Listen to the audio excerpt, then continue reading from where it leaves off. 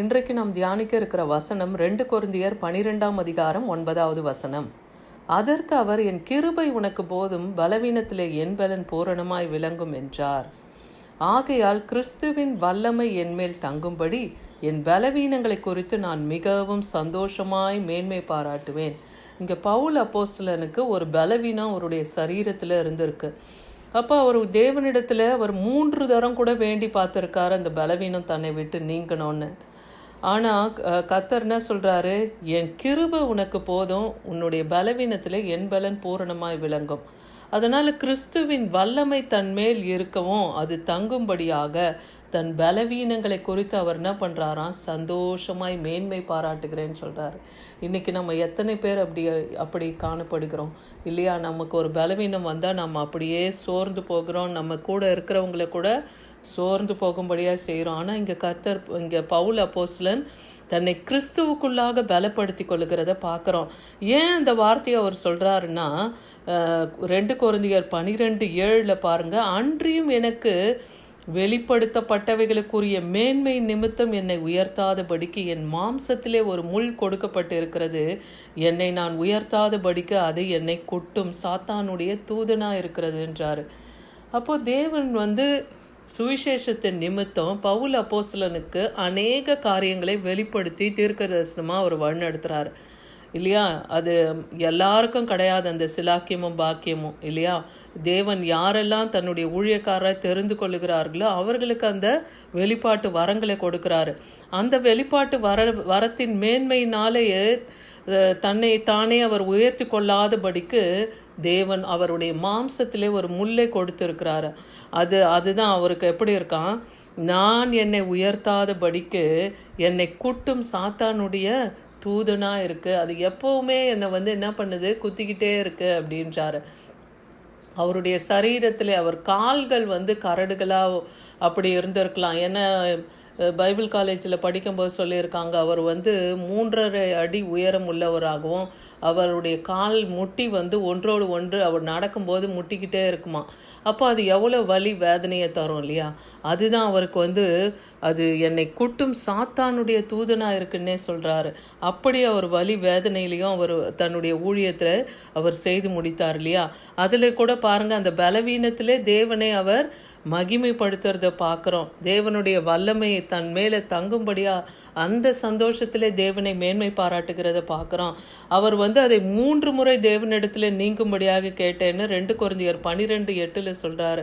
அது என்னை விட்டு நீங்கும்படி நான் 3 தரம் கர்த்தரிடத்திலே வேண்டிக் கொண்டேன். அப்போது கர்த்தர் என்ன சொல்கிறாரு, என் கிருபை உனக்கு போதும், உன்னுடைய பலவீனத்தில் என் பலன் பூர்ணமாக விளங்கும் சொல்லி அங்கே பவுலை தேற்றுகிறத பார்க்குறோம்.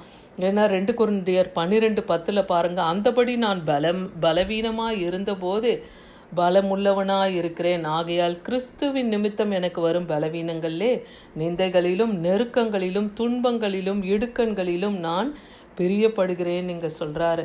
இப்போ நான் பலவீனமாக இருக்கிறேன், ஆனாலும் நான் பலமுள்ளவனாக நான் என்னை எண்ணுகிறேன்னு ஒரு விசுவாச அறிக்கையிடுறதை நம்ம பார்க்குறோம். கிறிஸ்துவின் நிமித்தம் எனக்கு வருகிற இந்த பலவீனம், நிந்தை, நெருக்கம், துன்பம், இடுக்கம் எல்லாவற்றிலும் நான் பிரியப்படுகிறேன்னு சொல்கிறார். அவர் நிமித்தம் என் சரீரத்தில் எந்த ஒரு பாடுகளை நான் பட்டாலும் அதுக்காக நான் மேன்மை பாராட்டுகிறேன்னு சொல்கிறாரு.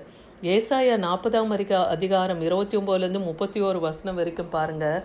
இங்கே சோர்ந்து போகிறவருக்கு அவர் பலன் கொடுத்து சத்துவம் இல்லாதவனுக்கு அந்த சத்துவத்தை தேவன் பெருக பண்ணுகிறார்னு வசனம் சொல்லுது.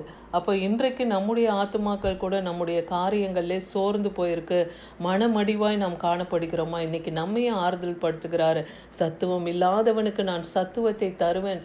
அப்போ நமக்கு பலனை தேவன் தர வல்லமையுள்ளவராக இருக்கிறார். ஏன்னா இளைஞர்கள் கூட இலைப்படைந்து சோர்ந்து போவார்கள், வாலிபர்கள் கூட இடறி விழுவார்கள்னு சொல்லுது. அது எப்படி? வாலிபர்கள் எவ்வளோ புத்துணர்ச்சியாக இருப்பாங்க இல்லையா? ஆக்டிவாக நடப்பாங்க, எல்லா காரியங்களிலும் சுறுசுறுப்பாக அவங்க இருப்பாங்க.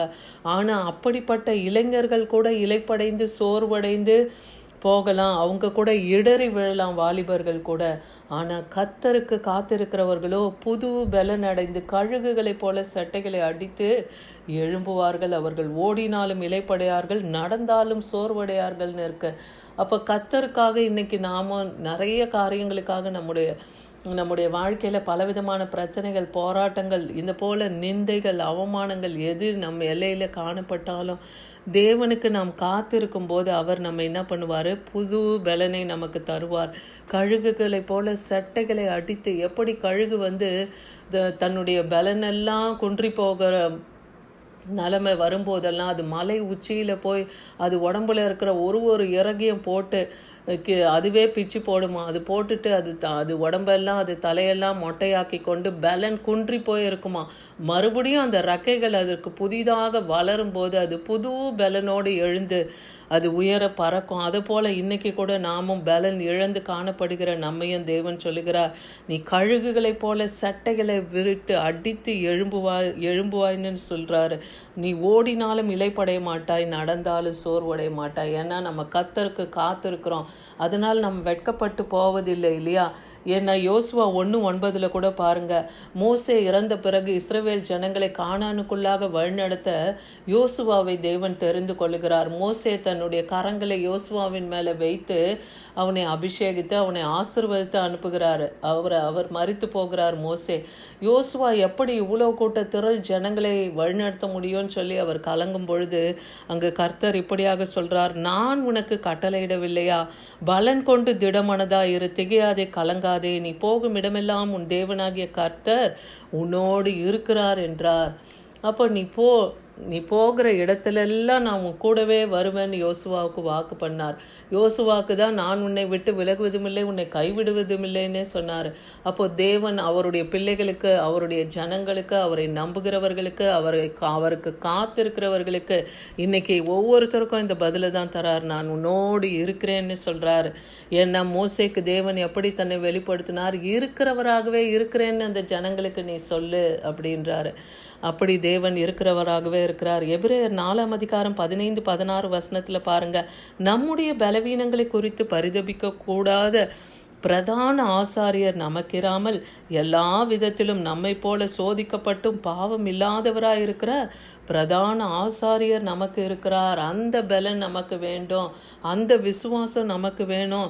நம்முடைய பலவீனங்களை குறித்து நம்ம பலவீனப்பட்டு கொண்டே இருக்காம நமக்காக ஒரு பிரதான ஆசாரியர், அவர் நமக்காக எல்லா விதமான பாடுகளையும் சகித்து நமக்கு முன்பாக அந்த மகா பரிசுத்த ஸ்தலத்திலே நாம் வருவதற்காக அவர் வழியை உண்டாக்கி ஆயத்தப்படுத்தி கொண்டு இருக்கிறார். அந்த நித்திய ஜீவனை அடைவ இந்த உலகத்திலே நாம் படுகிற பாடு பெரிதல்ல இல்லையா? அந்த காணக்கூடாத அந்த மகிமையை அடைவதற்கு இவ்வுலகத்திலே நாம் படுகிற பாடு அதற்கு ஈடு இணையே இல்லை இல்லையா? அதனால் அவரும் நம்மை போல தான் பாடுகளை அனுபவித்தார். பாடுள்ள மனுஷனாக இந்த உலகத்துக்கு ஆண்டவராகிய இயேசு கிறிஸ்து வந்தார். அவரும் சோதிக்கப்பட்டார். இன்றைக்கு அவர் பிரதான ஆசாரியராக அங்கே நமக்காக வீற்றிருக்கிறார், காத்திருக்கிறாரு. அப்போ அந்த நம்பிக்கையில் நம்முடைய வாழ்க்கையிலே நாம் ஓடணும். எபிரேயர் 4:16 பாருங்க, அதனால் நாம் இரக்கத்தை பெறவும் ஏற்ற சமயத்திலே சகாயம் செய்ய கிருபை அடைவோம், தைரியமாய் கிருபாசன தண்டையிலே சேர கடவோன்னுங்க பவுல் அப்போஸ்தலன் எபிரேயர்களுக்கு எழுதுகிற புஸ்தகத்தில் நிருபத்தில் இது சொல்லுகிறத நம்ம பார்க்குறோம். தேவனிடத்துலேருந்து நீங்கள் இரக்கத்தை பெற்றுக்கொள்ளுங்க, சகாயம் செய்கிற அவருடைய கிருபையை பெற்றுக்கொள்ளுங்க. ஏன்னா காலை தோறும் அவருடைய கிருபைகள் புதிதாக இருக்கும். ஒரு நாள் உங்களுக்கு வேண்டிய எங்களுக்கு கிருபை தாங்கப்பா, எங்களுக்கு இறங்குங்க, எங்கள் பிள்ளைகளுக்கு கிருபை தாங்க, கணவன்களுக்கு அந்த கிருபையை தாங்க, முதியோர்களுக்கு அந்த கிருபையை தாங்க. ஒவ்வொரு நாளும் தேவ கிருபையை பெற்றுக்கொண்டு ஓடுகிறவர்களாக நாம் காணப்படணும். நமக்கு என்ன இருந்தாலும் இல்லைனாலும் தேவனுடைய கிருபை நம்மை தாங்க. எப்படி பவுல் அப்போஸ்தலனுக்கு அவர் பலவீனத்திலே உன்னுடைய பலவீனத்திலே என் பலன் பூர்ணமாக விளங்கும், என் கிருபை உனக்கு போதும்னு சொல்லி அவரை தேற்றினதை பார்க்குறோம். ஏசாயா 35:3-4 பாருங்க, தளர்ந்த கைகளை திடப்படுத்தி தள்ளாடுகிற முழங்கால்களை அவர் பலப்படுத்துகிறார். இன்னைக்கு நீங்கள் ஜபத்தில் சோர்ந்து போய் உங்களுடைய காரியங்கள் நடவாத போது சோர்ந்து போகிறீங்களா? ஜபத்தை விட்டு விடணும். உங்கள் முழங்கால்கள் தள்ளாடி போகிறதா? அதை இன்னைக்கு தேவன் திடப்படுத்துங்கள்னு சொல்கிறாரு.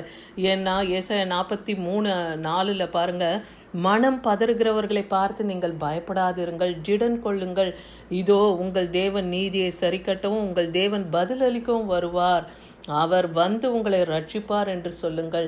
ஏன்னா இன்னைக்கு நம்மளுடைய வேலை ஸ்தலங்கள் ஆகட்டும், படிக்கிற எல்லைகள் ஆகட்டும், நம் வாழும் எல்லைகள் ஆகட்டும், எந்த நிலையிலும் இல்லை நமக்கு வர வேண்டிய நன்மைகள் பிற மனுஷர்களிடத்துல போய் அது சிறைப்பட்டு இருந்தாலும் அந்த நன்மைகளுக்காக நாம் தேவனிடத்தில் முறையிடுவோம். அவர் நீதியும் நியாயத்தையும் சரி கட்டுவார். அவர் நிச்சயமாய் பதில் தருவார். நமக்குரிய நன்மையை திருடினவன் இடத்துல அவர் கொள்ளையிட்டு அந்த நமக்கு திருப்பி தர அவர் வல்லமை உள்ளவராக இருக்கிறாரு. ஏன்னா அவனுக்கு எவன் ஒருவன் உன்னிடத்துலேருந்து பற்றி கொண்டானோ தேவன் அவனுக்கு அதே தான் திரும்ப செய்ய போகிறார். அது நீங்கள் விசுவாசிங்க. உங்களுக்கு வர வேண்டிய நன்மைகளை தேவன் நிச்சயமாய் தருவார். அவர் உங்களை ரட்சிப்பார். அந்த விசுவாசம் நமக்குள்ளாக இன்னைக்கு காணப்பட்டா நம்முடைய பலவீனத்திலும் தேவனுடைய பலன் பூர்ணமாய் விளங்கி அவருடைய கிருபை மாத்திரமே நமக்கு போதும் என்று நாம் விசுவாசித்து நம்முடைய எல்லா சூழ்நிலையிலும் நாம் தேவனை மகிழ்ச்சியோடு சந்தோஷத்தோடு நாம் அவரை மகிமைப்பட காணப்படுவோம். ஆமீன்.